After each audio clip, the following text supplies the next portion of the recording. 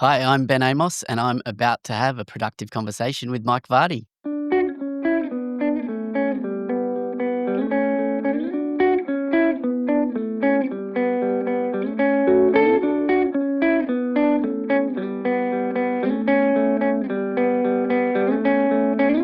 Ben, thank you so much for joining me. It's tomorrow for you as we're recording. Yeah, It's based on where you are. I'm So in the future. you are. I mean, my business allows me to travel through time, and I have time traveling guests with me. A guest from the future, literally and figuratively, because we're recording this, for a future episode, obviously, but we're also doing this in kind of an interesting way, as this is a bonus episode, because we're going to see what happens when I start to employ the strategies that you are going to discuss today, but are also in the book Engage, the definitive guide to video strategy for business. It's your 7-step roadmap to avoid wasting time and money on video that doesn't work. So Ben, thanks so much for taking the time to join me today. Hey, Mike, thanks for inviting me, and looking forward to having this conversation. All right. So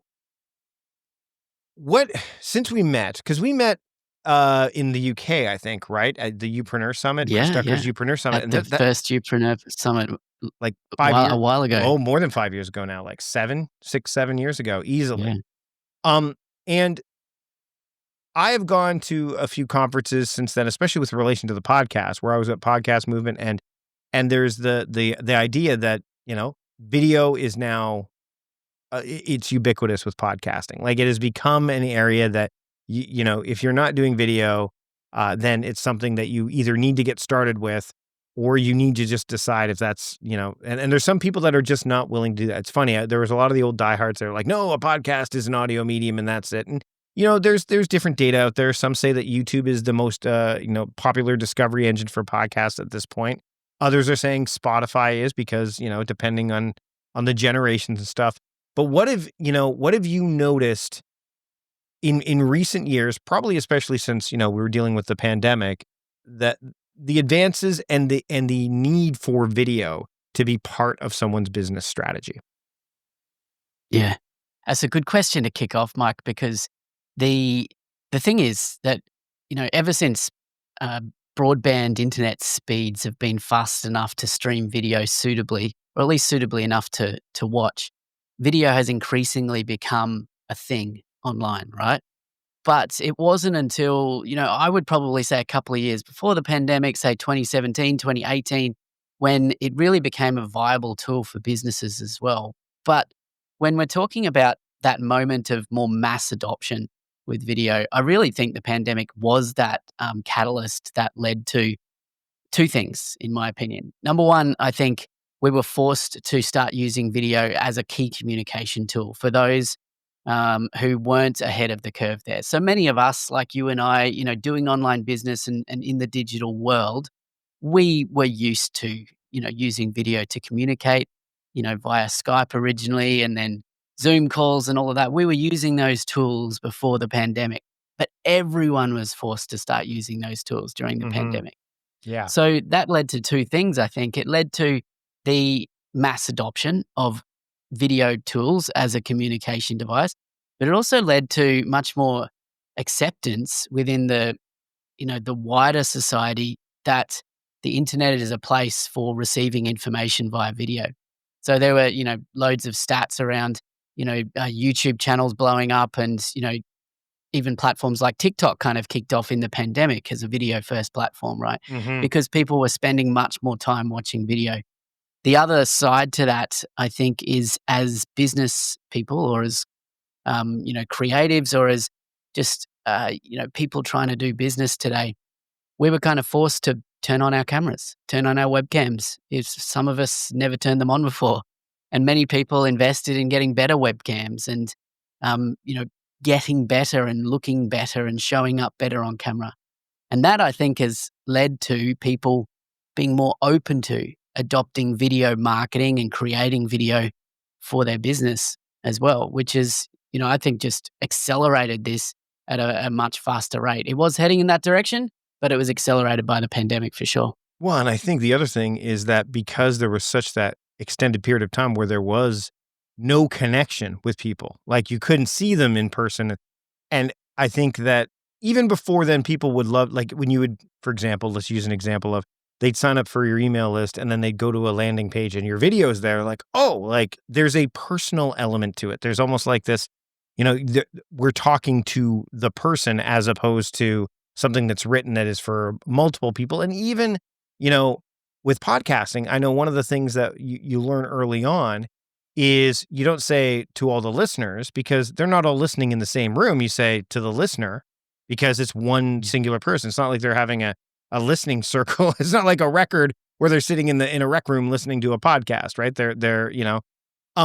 One of the things that we wanted to do with this particular episode, because it's a bonus episode, is first off, I've got a confession to make. I have been crap at video.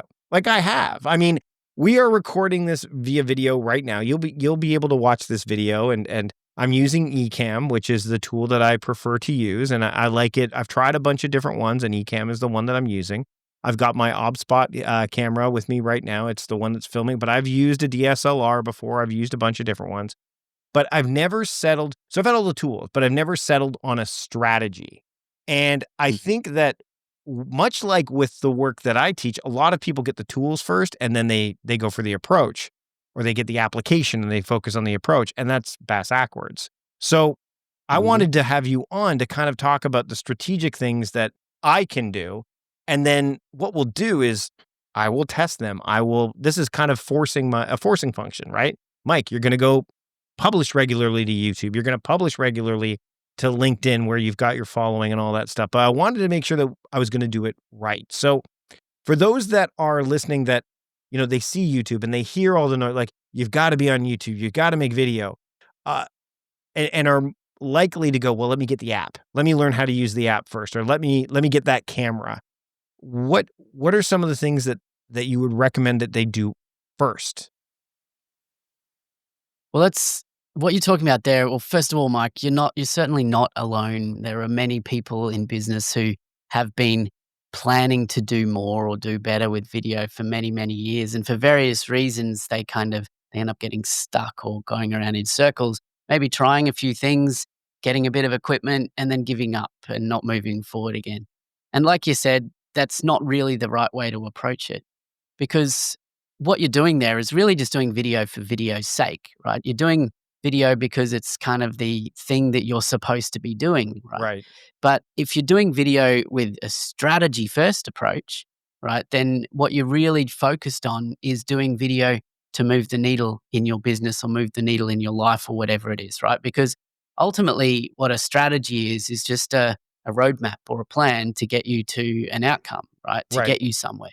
So when people think about strategy, they often kind of get bogged down on that and they're like, I don't need a strategy. I'm just going to take action, right? Taking action is the best thing.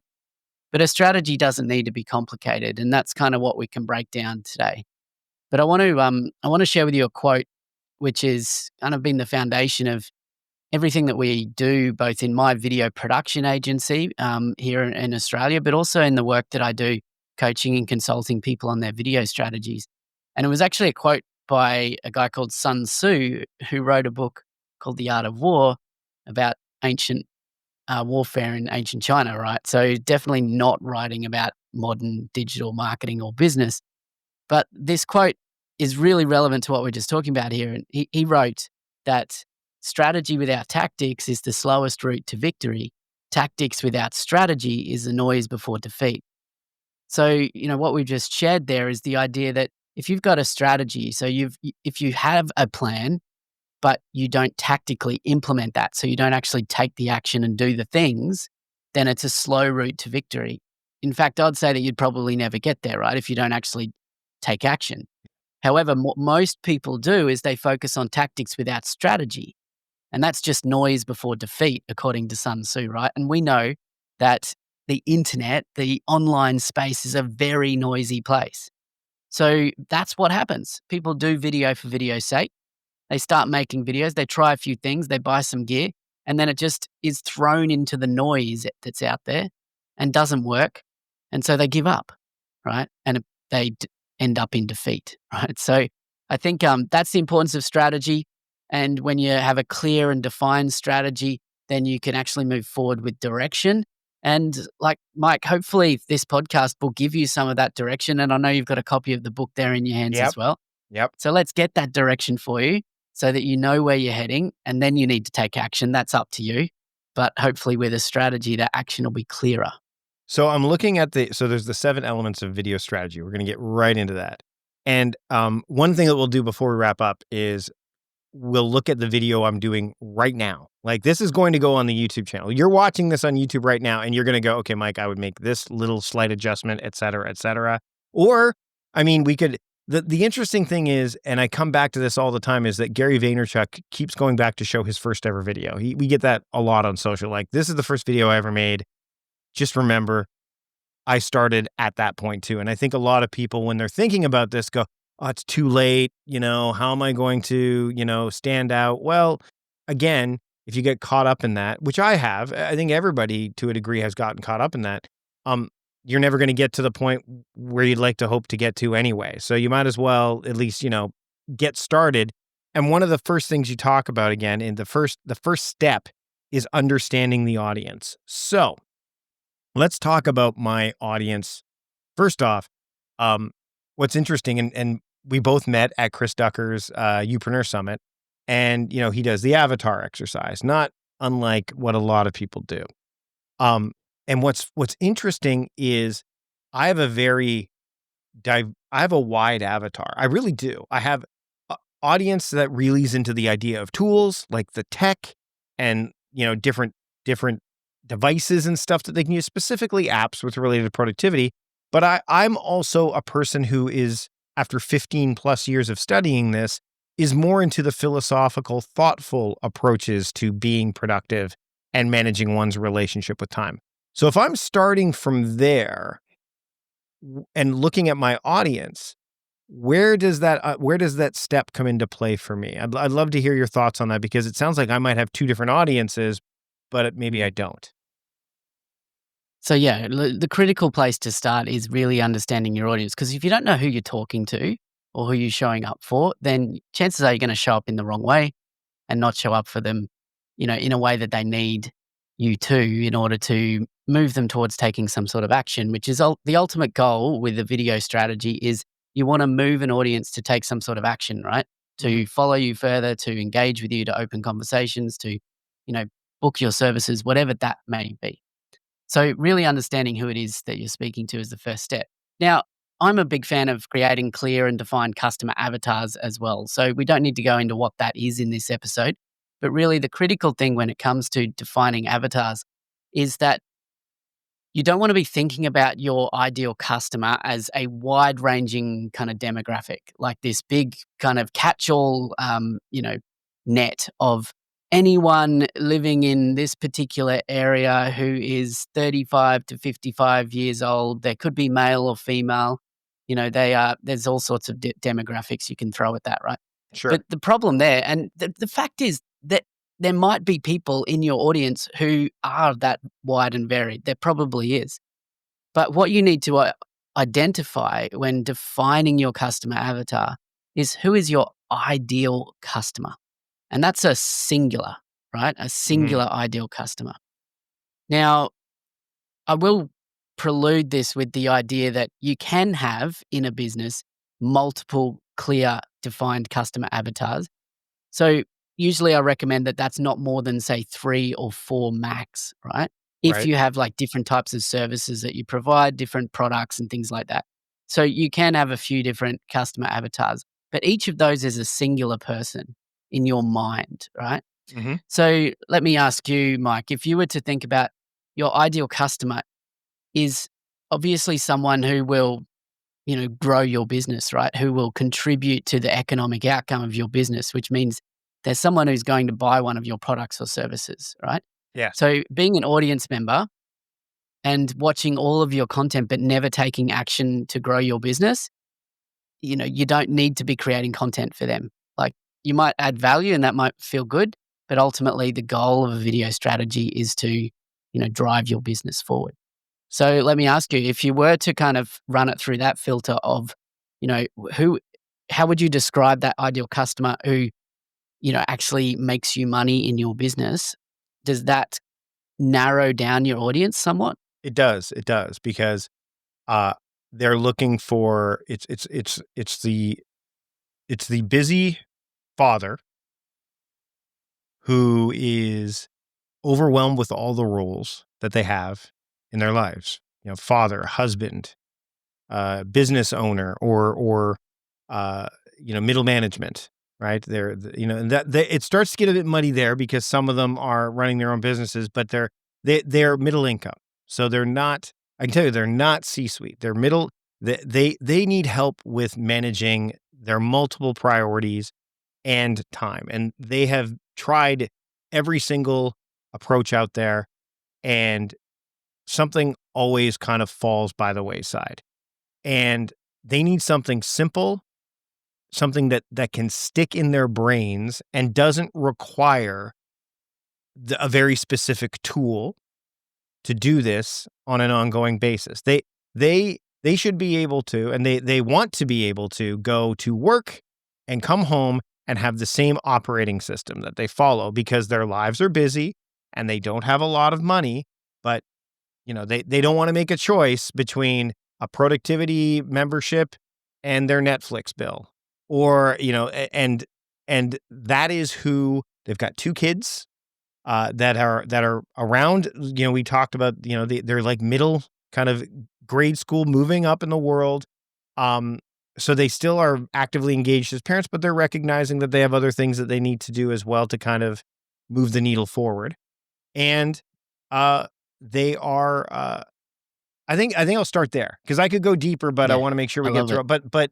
But I've given that some thought. What's really interesting about that, just really quickly, Ben, is when and the listener here probably has had this too, uh, especially with the kind of stuff I've done. People have said, "Oh, that's not a target. They're not going to pay you enough money because that's not their target. You should be hitting this higher level C-suite." And I'm of a firm belief that everybody, no matter what income level, should have access to frameworks and foundational skills that will allow them to manage their relationship with time. So that's why Hal, who I call this person, is that person. Okay, I love it. There's a few things there I wanna just reflect on. Sure. First of all, I think, my assumption here, and correct me if I'm wrong, Mike, but it's based on an assumption, that's based on very common circumstances in many businesses that I coach and consult with and work with. And that is that I'm believing that your ideal customer avatar is probably you from the past, Yes, probably that's a very very much based on you maybe 5, 10 years ago. Would that very be good right? assumption. Yeah, I mean, when I was working at Costco, exactly that. Yeah, very much so. Yeah. That's very common, right? Because often entrepreneurs start a business to scratch their own itch, right? Yeah. So that's why you've kind of got into this. So, often that's an easy place to start looking and identifying your customer avatar is, do you actually do your business, or do you serve people who were like you used to be, right? And that's very much one of my customer avatars as well, around, the work that I do with coaching and consulting with other video producers, which is exactly who I was, 6, 7, 8 years ago. So, that's very common. So, first of all, I think that's really good because you know who you were, right? You have deep insight into that person and what makes them tick. So starting there, I also love the idea that you've given that person a name, right? Hal, Yep. So by identifying that person as almost like a real person, you can picture them in your mind. And often they don't need to be a real person. So you don't need to picture like, you know, Bob, who was your client like 5 years ago. But sometimes that's a good place to start as well, is maybe Mhm. Bob was the best client you've had and if you could have 100 more Bobs, then, your business is going to be rocking and rolling. So sometimes it's good to base it on a real client. But even if you just create this kind of aggregate of, various different benefits, features of different clients that have been good for you in the past, then you get a clarity on who that customer avatar is. And that's what happened too, because Hal isn't just a past version of me. There are elements of Hal that are clients I've served. Maybe not Yeah. necessarily from an economical or financial point of view, but certainly from a parenting or a work point of view or what have you. So there have been, and this is again because we've been doing this for a long time, you will see those. So sometimes and again, this is not the way you necessarily want to do it, but incidentally stumble into this kind of audience because of the fact that you are kind of eating your own dog food and you are following what worked for you. So there are elements there because Hal could also be Jessica, right? And you just flip the script a bit. So there is that, and that to me, it took me a while because again, there's this point where, and I alluded to this earlier, where you're listening to advice from fellow entrepreneurs and feedback, and they only want what's best for you. The great thing about working online is it's often just as collaborative as it is competitive, if not more so, right? Because there's just a lot of people out there. And there's and if you've made friends, and you and I have made friends with lots of people all over the world through our years of working, they want to see you do well, but they don't know your avatar. They don't.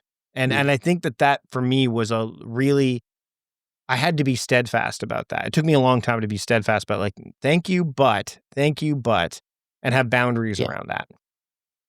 Yeah, and I've got no pushback on you identifying your avatar and then building your business around who you want to serve, because I think that's a really good way to approach it. I don't think you should be building a business around who someone else believes you should be serving because potentially there's more profit there or more opportunity or something like that. Because ultimately, particularly if you're an entrepreneur or building a business around you, then you need to be passionate about serving that particular audience.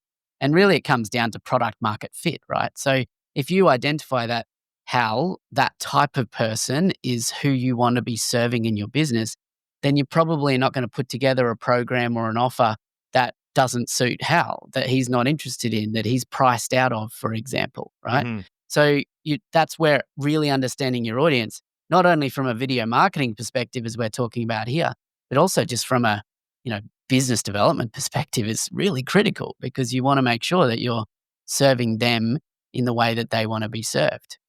So I think that's really important. I think the other thing to note here, when you're that objection or that fear of, well, if I'm identifying my ideal customer avatar as just this narrow kind of singular person, then am I going to miss all those other people who potentially could be a good fit for what I do or what I sell? And I think the fear there is often unfounded, because if you're creating content for Hal, for example, something that is really written and created and produced specifically to serve a problem that Hal feels that that he's going to resonate with, then you're going to catch a lot more people who are 2 or 3 or 4 kind of rungs removed from Hal very easily. What you're not going to catch, though, and you're not going to appeal to people who have no affiliation with any of the pain or any of the things that Hal's feeling in his day-to-day life. So it could be Hal, or it could be Haley. It doesn't really matter if it's male or female, but you've identified it to be Hal. So now you've got more clarity on who that is.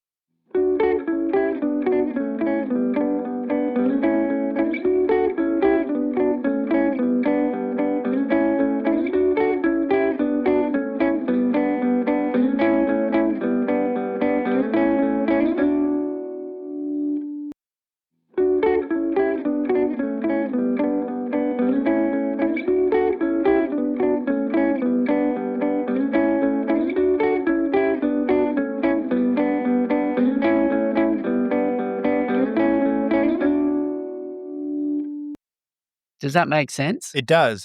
And what's interesting too is that, again, this goes back to the idea of doing this kind of work over time, is that the pain point that I address in a video or writing or whatever, any kind of piece of content, if that pain point resonates, everything else doesn't matter, right? Like if that person is like, I made it for Hal, and Judy comes along and goes, I feel that too. I don't have any kids.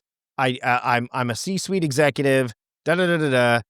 I feel that too. And actually, one of my coaching clients right now is exactly that. But that resonated. So, and that was a fear for sure. Absolutely. Like, well, if I make this and how am I going to, and again, it becomes unfounded. Once you get empirical evidence about it, it works better than the anecdotal stories that are going on in your head.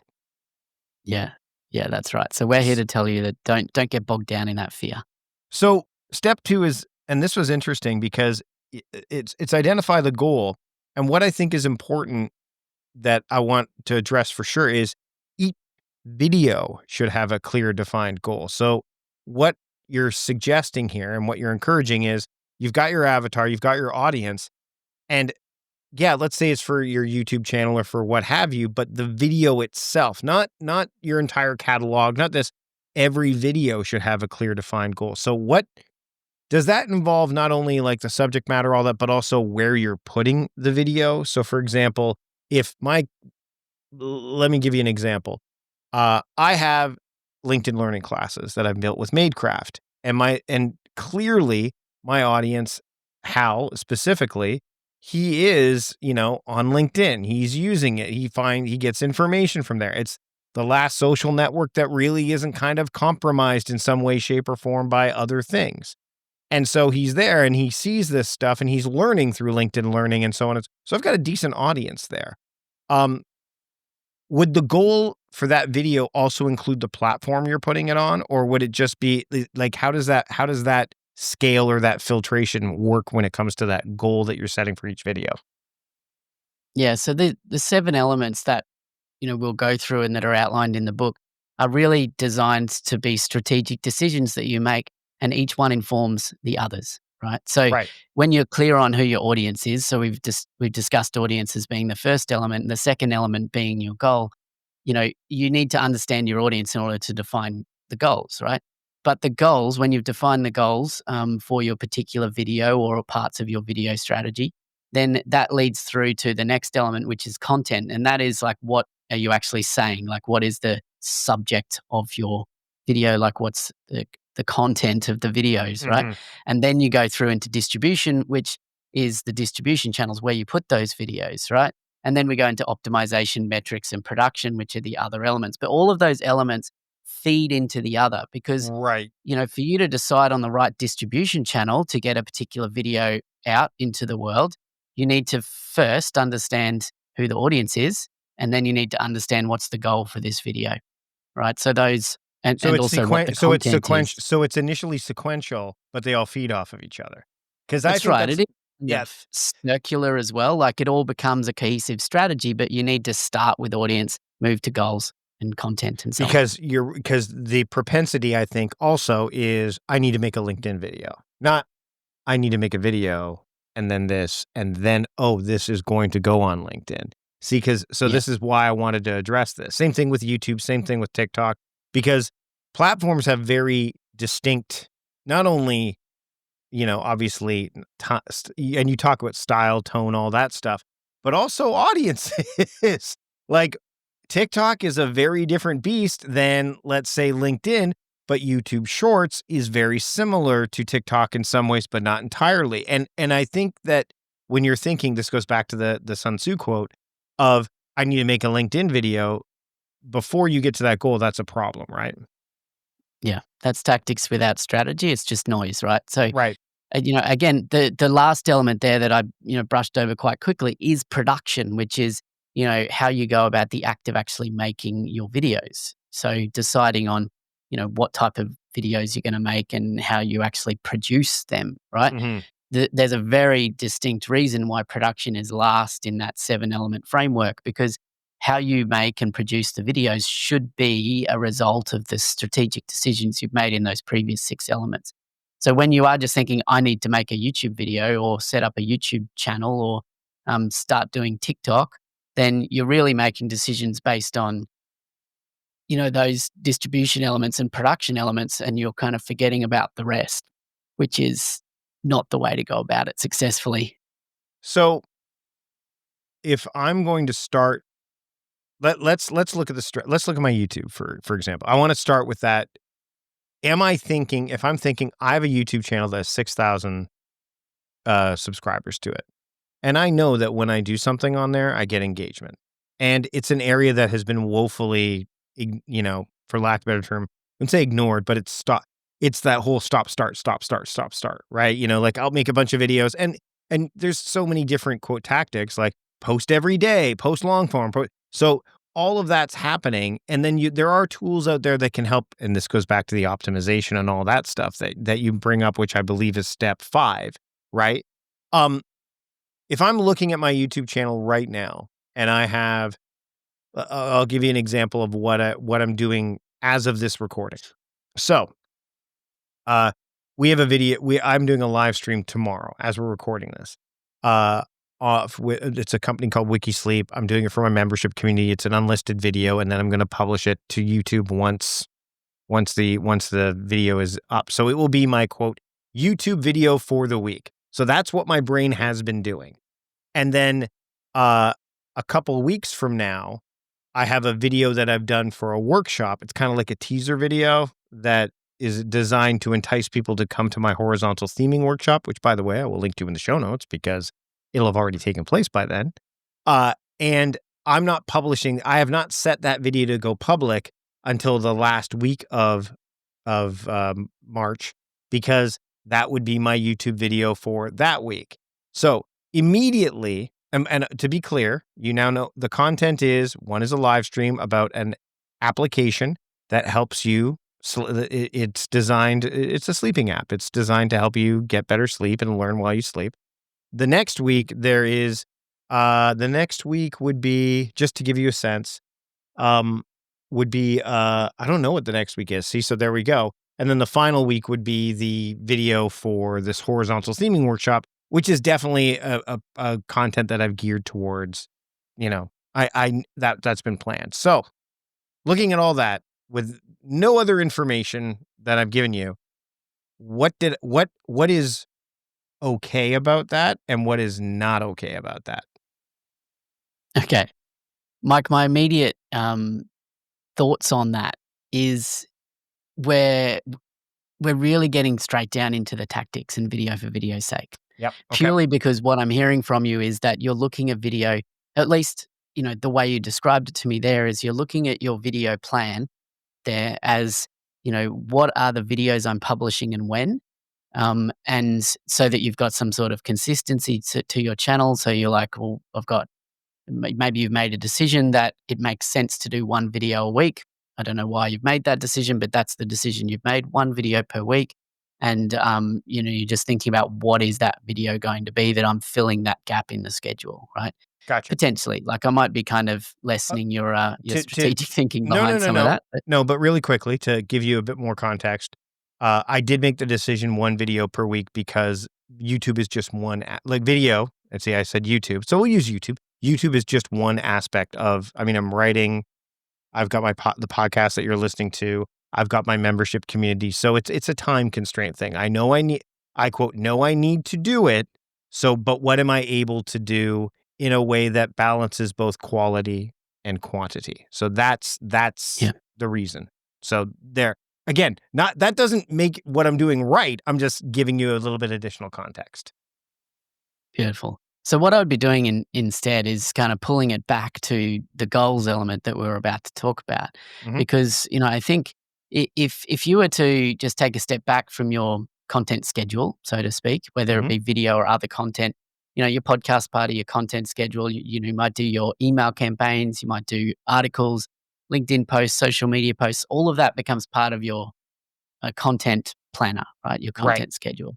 So, and the 7 elements that we talk about in the book can give value to and direction to all of your content, not just video content. Right. Okay. So it's all relevant, right? Because it's all based on human nature and how people make decisions to buy and engage. So, if we go back to the goals element, this is where it's really about understanding your customer journey, right? Mm-hmm. The journey that your ideal customer, Hal, in your case, goes on from being completely unaware of both the need to have your services in their life and unaware of who you are to help them, achieve their goals, right? So complete unawareness is where Hal starts.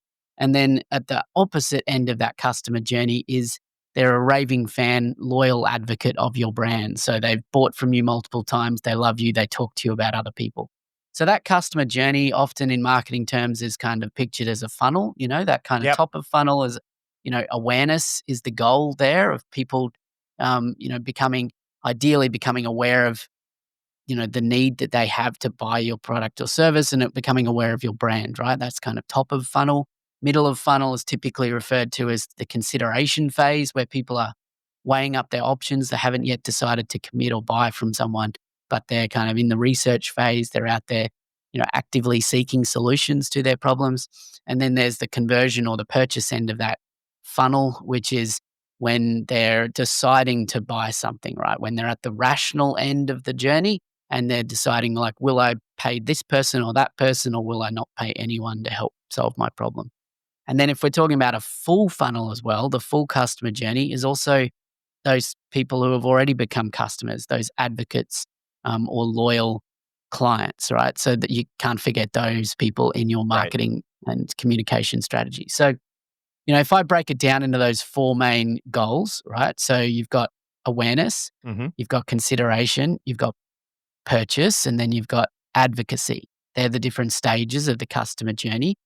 But I kind of simplify those goals down from a video strategy perspective into, at the awareness phase, the goal is brand positioning. So positioning your brand, your business in the right way when someone's first becoming aware of a need that they might have to buy from someone like you.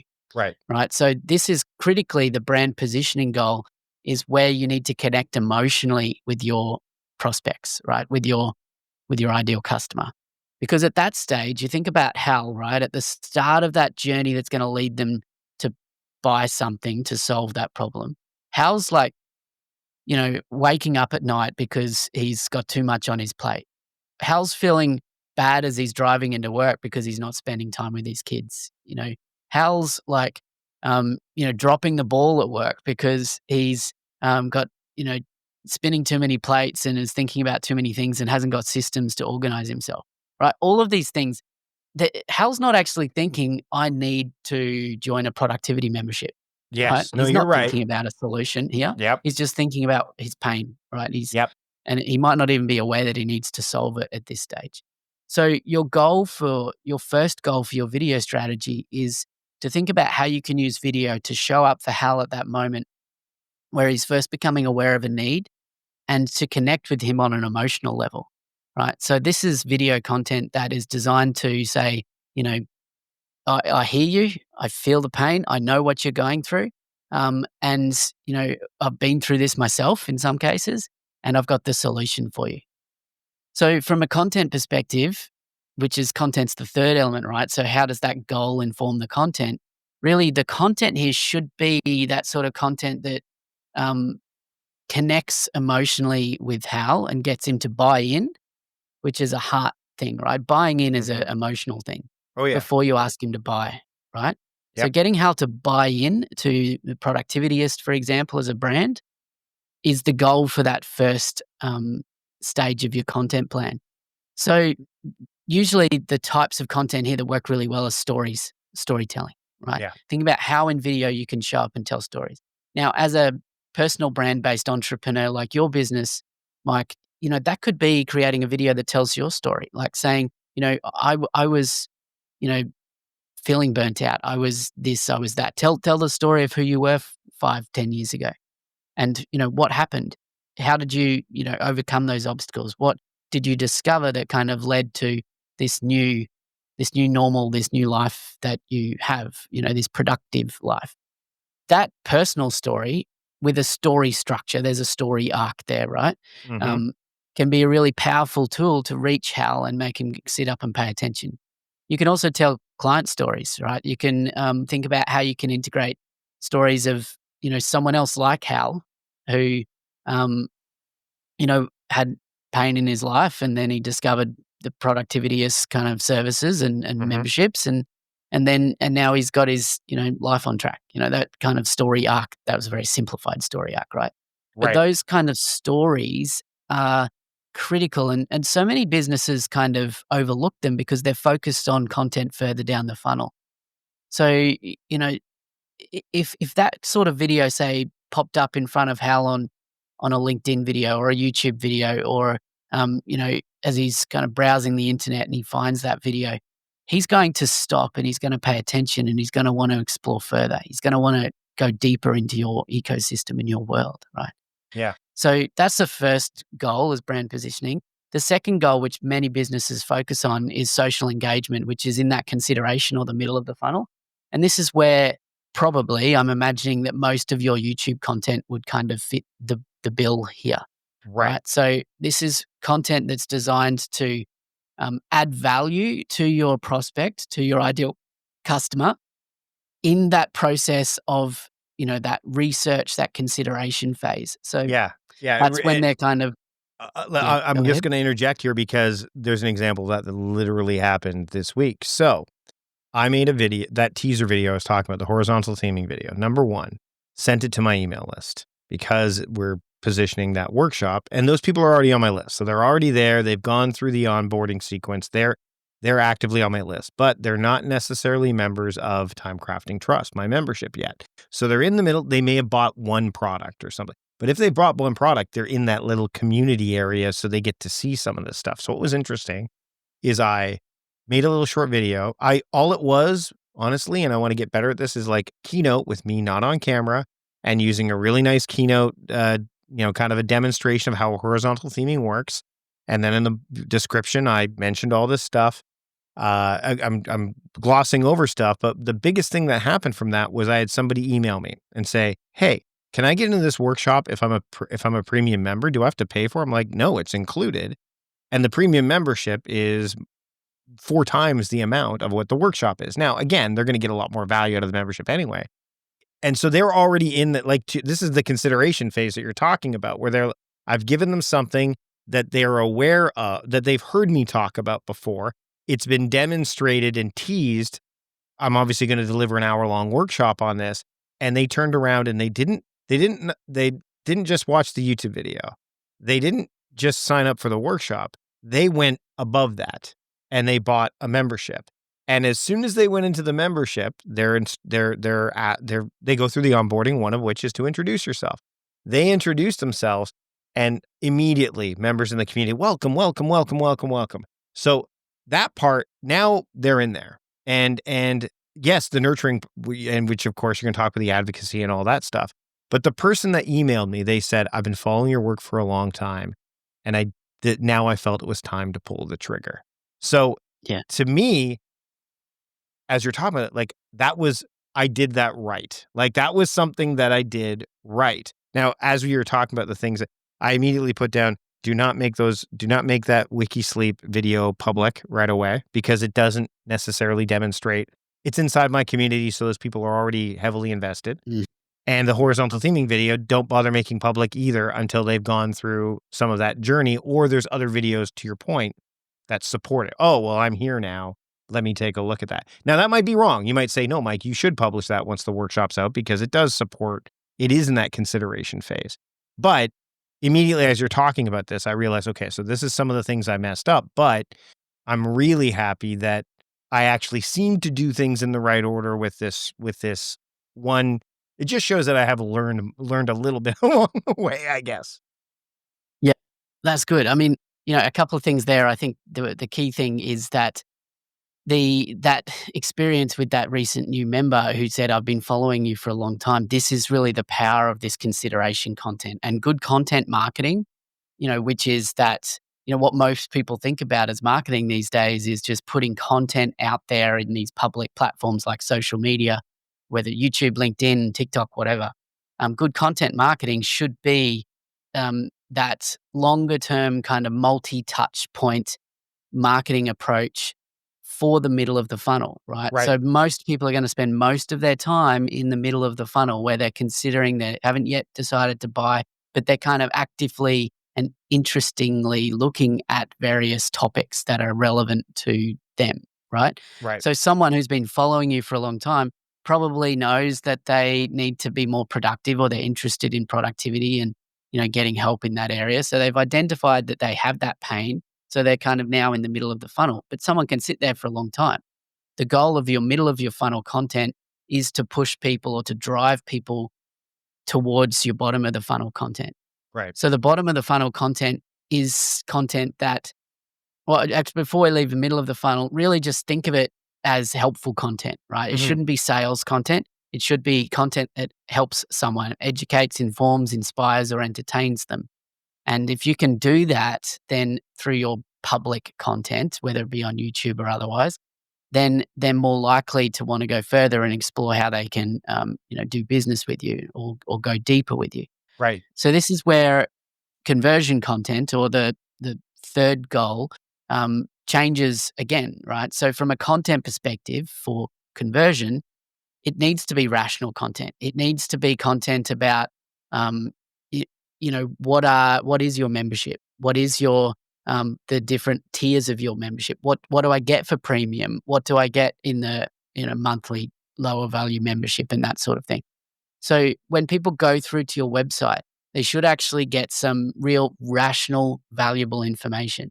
So, for example, your some of your videos that you talked about on YouTube that you're planning to make public, like maybe those are better placed as teaser type videos. Maybe they are freely available, but they're on your website, and they're like, this is an example of the kind of training you get in the membership, in the paid membership. Yeah. So, because unless they're kind of produced, and I don't know how you'll run your live stream and those how those videos will be produced exactly, but unless they're produced to be, purely, educational, add value to, the public generally, then they probably need to sit somewhere else in your strategy. So, if you're basically doing the live stream as a piece of content for your membership, then I would say don't make it public on YouTube. Mhm. Keep it unlisted. But if you do want to use it as a conversion video, so as a sales tool, then why not list it? Might have it somewhere on your website, and um, but it's Yeah. an unlisted YouTube video, so it can't be found just on YouTube.com. But you can embed it on your website, and then say this is an example of the kind of monthly live trainings that we do in the membership, and then underneath is like maybe another video about what do you get in the membership, and where that's more rationally stepping through, everything that you get.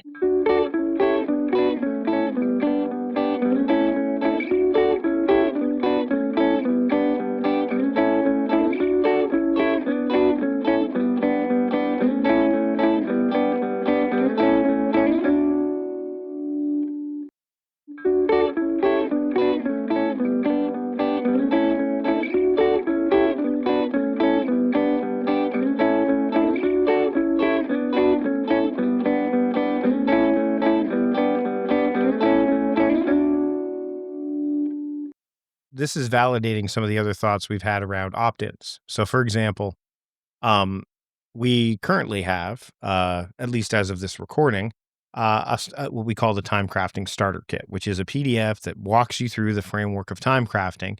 It's being retired for a number of reasons. Number one, I mean, I've got the book, The Productivity Diet, that's out, that's going to do that.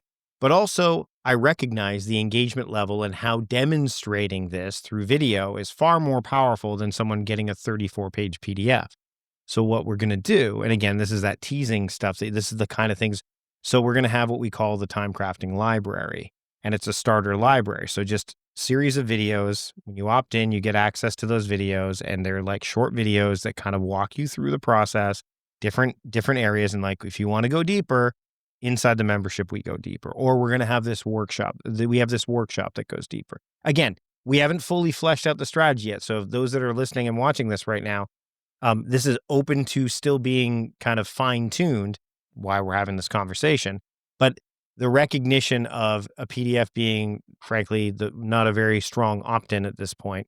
And secondly, the ability for people have said they want to see me more. Like, I've had my own members, not just members in my community, but also people on my email list. Hey, we want to see you do more video. Like, we want to see you more. And that is number one. It's nice to hear. But I don't want to do it just like you said, for the sake of doing it. Yeah, exactly. And so when we're talking about those conversion videos, think of them like the the salesperson in a standard bricks and mortar kind of old school business, right? And I think sometimes really picturing this analogy is important because many businesses don't have your traditional sales team, right? Out there shaking hands, knocking on doors and, confronting objections that potential customers have face to face or through conversation. But that's the goal for our videos for the purpose of conversion. Our videos should actually, show them how it works. If you had a physical salesperson out there selling your membership, knocking on doors and, like the old door to door vacuum sales person, right? He would have a copy. He would have, a laptop there with the membership probably logged in and say, can I show you some examples of some of the things that you get, Mhm. if you were to buy today? That's what a salesperson would do, of course, right? Yeah. So why, don't we put that sort of stuff, you know, into our video strategy for the purpose of sales? And many of us do. But the goal there is to show up in a human way. So yes, your sales videos, your conversion videos on your website, we should see you. We're buying from you, right? Mhm. People buy from people. So we need to see you. But the goal for those sales videos is to give the rational information, overcome the objections that people have, and then to get them across the line to purchase. So, what are some of the other, because I want to be respectful of your time and those that are listening and watching. What are some of the things that, if you're looking at, so this video is right now the podcast that we're doing. We're recording a podcast episode. I'm using Ecamm. I've got, is there anything that you would, when you look at this, where would this go? How should this be positioned? Where, I'd love to just for this specific video right now. First off, again, if you're like, Mike, this shouldn't go anywhere, then that's fine too. But it'd be interesting just to take this example of, what we're doing here and where do you think, again, all biases aside, because we're both in this video, what would you look at this and say, okay, well, this is Mike's podcast and he's obviously sharing what he's looking to do with his strategy and it's a before and after. So in this case, I'm Hal in terms of video stuff. What would you say? How would you go about this? Yeah, I mean, podcasts and particularly video first podcasts like this one really, serve that middle of the funnel, that social engagement content goal, right? So the reason why we do podcasts and I do my podcast and you do your podcast is because it's value based information. So the goal of the podcast is to add value to your audience, right? To Hal.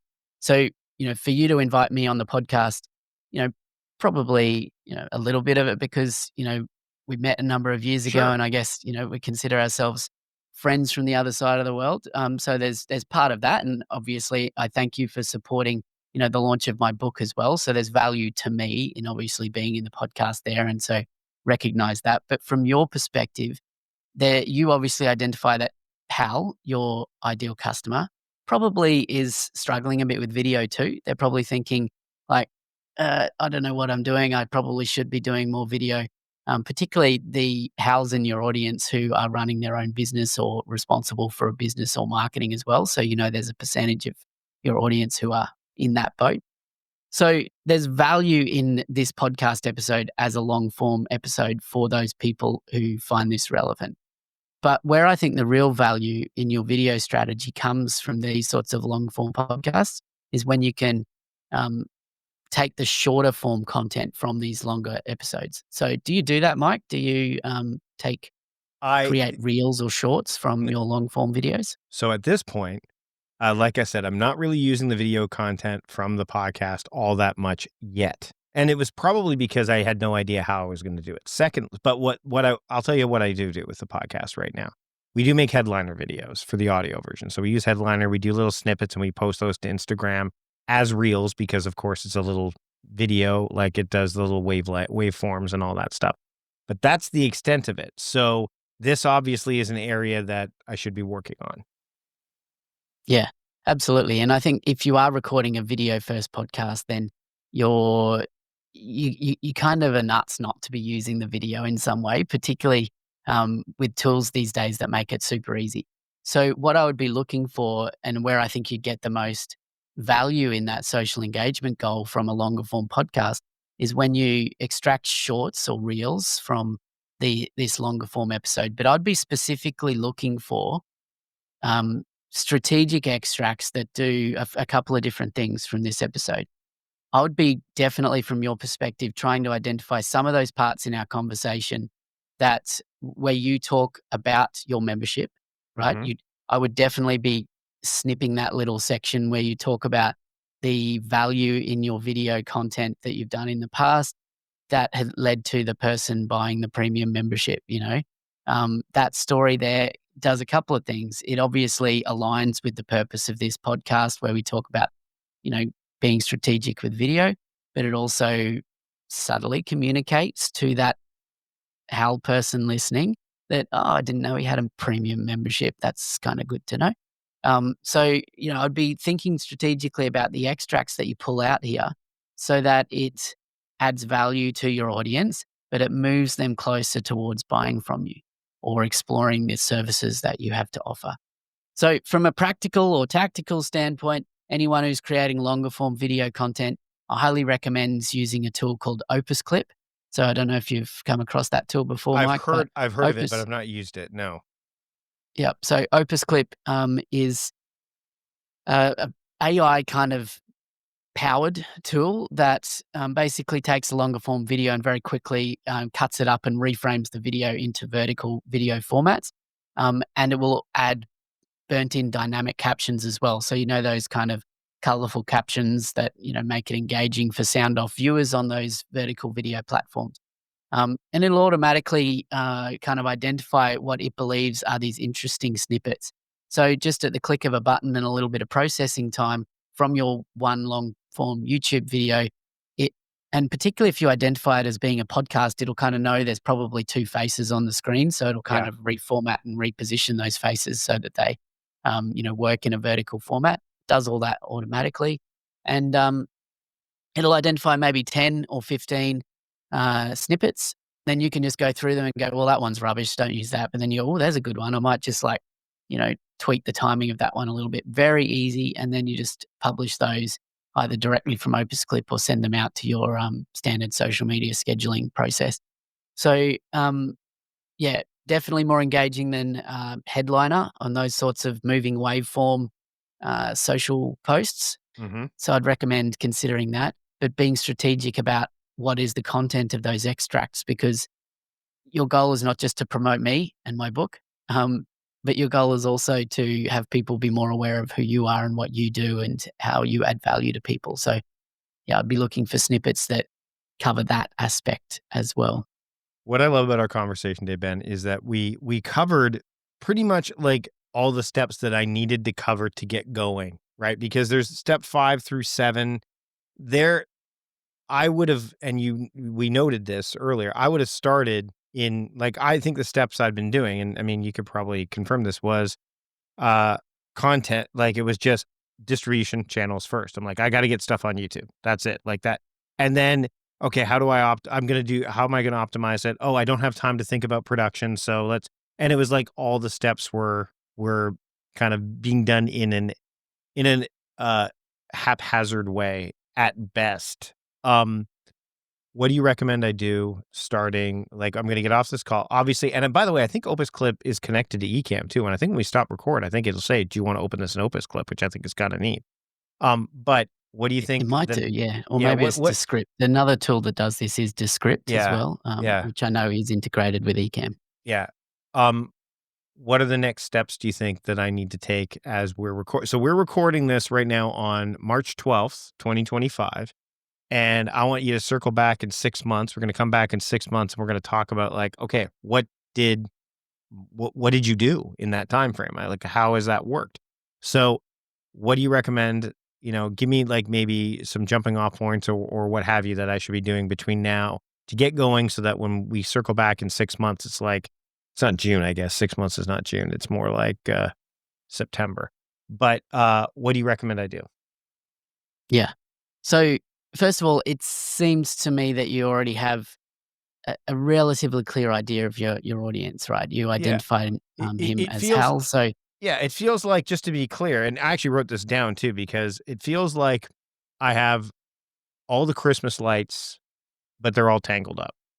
You know, when you put your Christmas lights away, when you're done, you put your Christmas lights away and they're all tangled up and they're messy and there's some bulbs that are out and all that stuff. I have that. I just don't have. I don't want to put them. I don't want them to be tangled anymore. I think That's the biggest issue. Yep, beautiful. So, maybe have a look again at that audience avatar. Hopefully, it's documented in some way. If it's not, then I'd start there. I'd start by documenting. There's a templates in the book that you can use. So get really clear on that audience avatar, remembering that it's not just demographics. You also need to understand them from psychographics. So what's going through his head, and also a bit of behavior profiling as well. So really understanding like what are the things that Hal kind of does, thinks, and feels as he's Mhm. going through this process. So start there, get really clear on your audience, and the next stage is goals. So we talked about that kind of customer journey. I would think if you can put some critical think time, Mike, into auditing your customer journey and thinking, like putting yourself in the shoes of Hal and thinking, when I first come across Mike, however I stumble across Mike online, what am I going to see and what's going to resonate with me from Mike? Am I going to just be hit over the head with a bunch of stuff that seems like it's more focused on conversion, or, it's more for, his community that already exists, or that sort of thing? And am I going to feel like this isn't for me? Right. So just put some critical thinking into analyzing that customer journey and identifying the gaps that you potentially have. One of the things that I note straight away if I go to markvardy.com is that, I do see a picture of Mike there, kind of half, below the fold, kind of three-quarters of the way down the page. But the rest of it, I don't really know who Mike Vardy is apart from the kind of typography at the top of the page. Right. Um, that's your main website, right, Mike? Yeah. Yep. Yep. And it's right now as you're looking at it, we're in redesign mode. It's like kind of working through it, but that's an area that we definitely want to work on. Okay. So, this is that opportunity for really putting that brand positioning content. So, Mhm. I think there are various ways you can produce your brand story or tell your story. And I think it is your story that is going to most resonate with Hal here.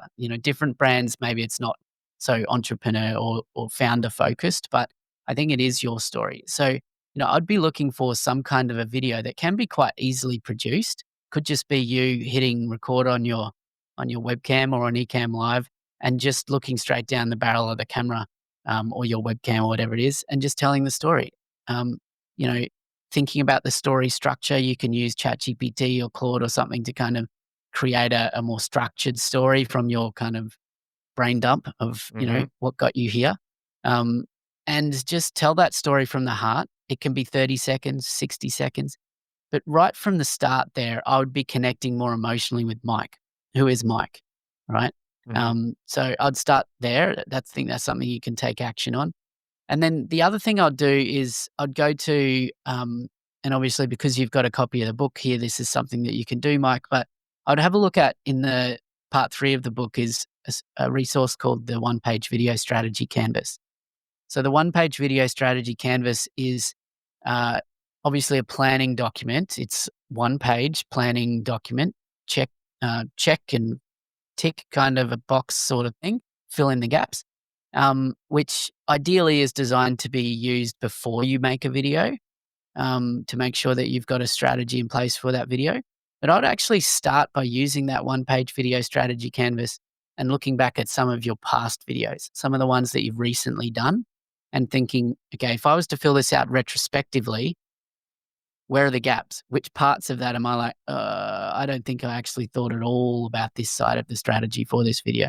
I Right. think that's going to open some insights for you. So, how does that sound? Is that a good place to start? Absolutely, absolutely, and I've got the book here again. I gotta take my postie off here because I actually have so so the book is Engage: The Definitive Guide to Video Strategy for Business. Ben, you give me a great place to start. You've given me a lot of things to look at. I'm really happy that we took the time to do this today. Where can people get the book, and where can they keep up with the work that you're doing? Yep, the book's available on Amazon worldwide, wherever Amazon is. So you just search for Engage Ben Amos, you will find it. If you are in Australia, if you have any listeners in Australia, they can order the book from engagevideomarketing.com/book, and they'll get a personally signed copy posted out. Otherwise, anywhere else in the world, Amazon is the best place to go. Everything else is at engagevideomarketing.com. Ben, thanks for having a productive conversation with me today. Thank you, Mike.